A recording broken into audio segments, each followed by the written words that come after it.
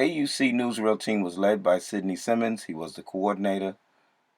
The goal was to have stories done within the university, outside the university, and all of these talented individuals, as you see below, were responsible to work together, and more important than anything else, they were to get the story done and at the same time have a lot of fun.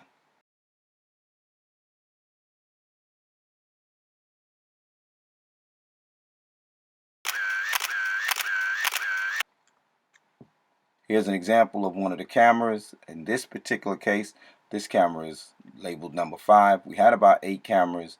We used Ektachrome and Kodachrome in the cameras. Dr. E would probably know who this young lady is. Here is the heading of a brochure article that was done on Clark College by Kodak, and it featured all that we were doing in the newsreel program at CC. This picture is part of the article, and they're standing on the corner of Chestnut and Fair in the Atlanta University Center. Beginning from left to right, that's Calvin Vismail, a Morehouse student, Dr. Gloria James, also known as Dr. Walker, who was the chairman of the department, Bill Ransom, who was the assistant to the chair, and Sidney Simmons, who's directly behind the tripod, and Cookie, who's on the Super 8 camera, a Clark student, filming the 3 subjects directly ahead of her. That brick wall behind Calvin is the landmark that lets you know that you're on Clark College's campus, and Clark was founded in 1869. Some of the dynamic things that were part of the newsreel experience and how we were able to make it happen on campus. The newsreel was about 10 minutes long. Of course, we used film. There were about 43 students involved. It cost about $100, and of course, we used Super 8 cameras.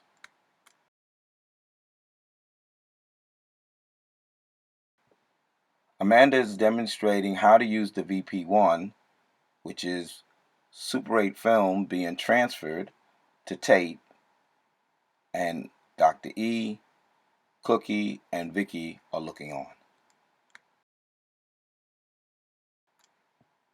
Here is an actual cartridge of Super 8 film.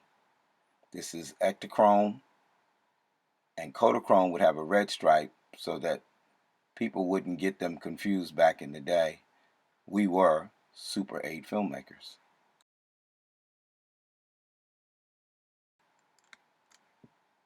Here is Dr. E and General George looking on as we transferred a Super 8 film to tape and reviewing it on our, of course, television.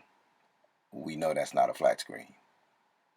The VP1 in action, Dr. E and General George.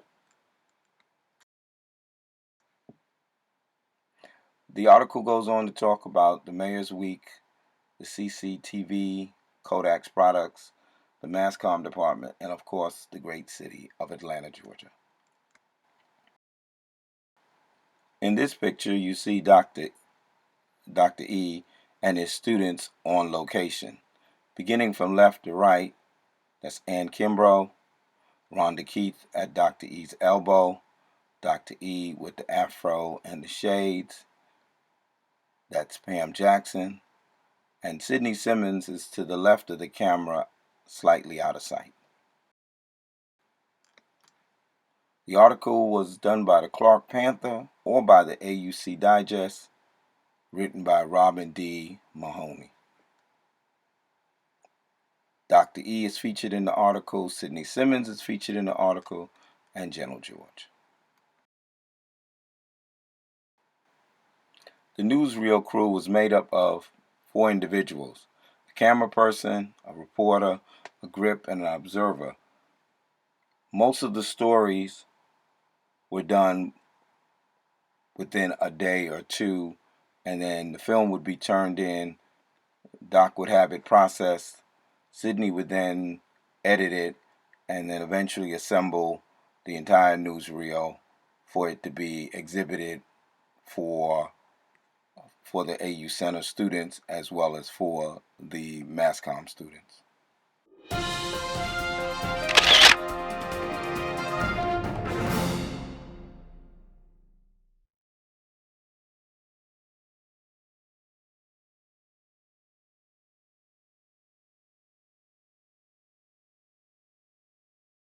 Sidney Simmons taught at Clark and then left and became the first person to kick off the telecommunications program at Benjamin Mays High School under the direction of the Atlanta Public Schools. Sid was a pioneer and a trendsetter. That's Sid back in the day, and of course that's Sid chilling as a mature man with the shades and the hat. Sidney Simmons, chilling.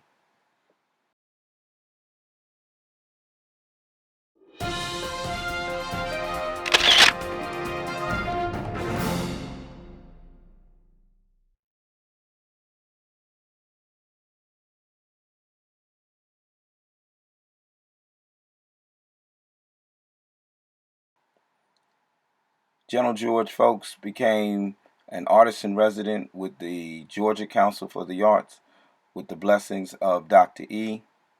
In 1978, he was sent to Barnesville, Georgia. In 1980, he was sent to Jackson, Georgia. The unique thing about the Artist in Resident program, you're required to become part of the community and you are to demonstrate your art form and teach the art form in the academic realm as well as in the community realm. The Artist in Resident program was an exciting way to kick off a young career.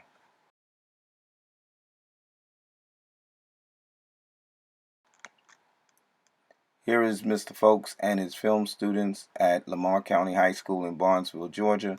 Channel 5 heard about what they were doing down in Barnesville, decided to come on down and do a story. That's Barbara Nevins and her cameraman hanging out outside the school before they departed us. 1980 at Henderson Junior High and Elementary. Here is Mr. Folks' students posing for the local newspaper after a premiere that brought the house down at the school in 1980. As you can see, the group is quite diverse in terms of gender, in terms of age, and the students had a ball premiering their films to their fellow classmates.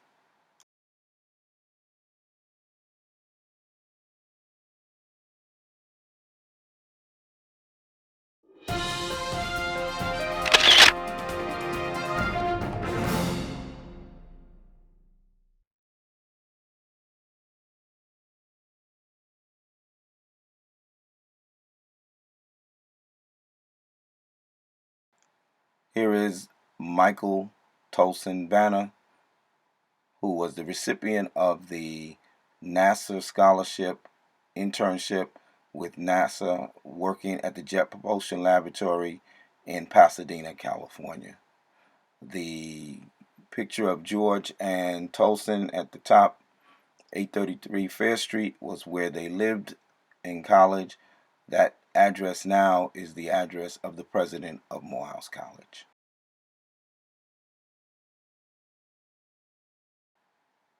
Black College, the Talented 10th was a project that was designed to showcase the collaborative energy of some of the most talented people in the AU Center. George received a grant from the AU Center Corporation of $900. He then asked Dr. E if he could take over the Mass Comm area from January to May in order to get the film done. Doc was accommodating, Sidney was on the staff, and we were able to work on the project. Spike Lee wrote the screenplay. We casted the film with poet Monty Ross and talk show host Rolanda Watts, who was a Spelmanite. We then premiered the film after Sidney edited the film and General George directed it.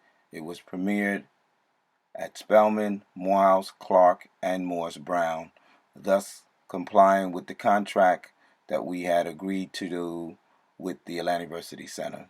The project was a big hit and a big success. This was on the day that we had finished filming in April 1979.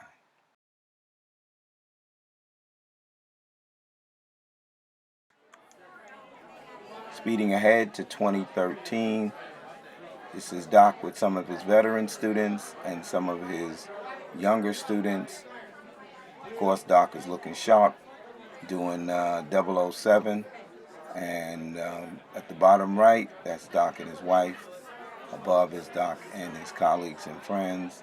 We just want to let you know, Doc, we love you. We appreciate you.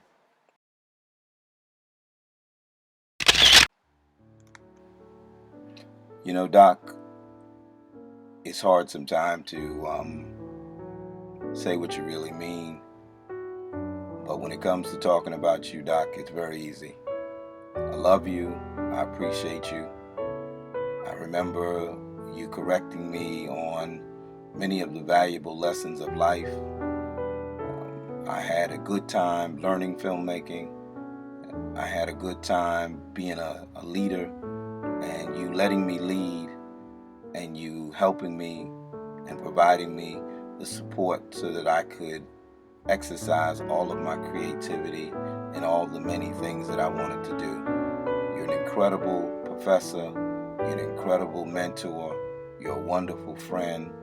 You're a great confidant, and I consider you to be a father figure. I love you. I appreciate you. And any of the things that I've ever done to help anybody professionally as an educator, you're my mentor. You were my roadmap. You were my pillar. I love you. I appreciate you. And I hope I speak for many others of my generation. Take care, Dr. E.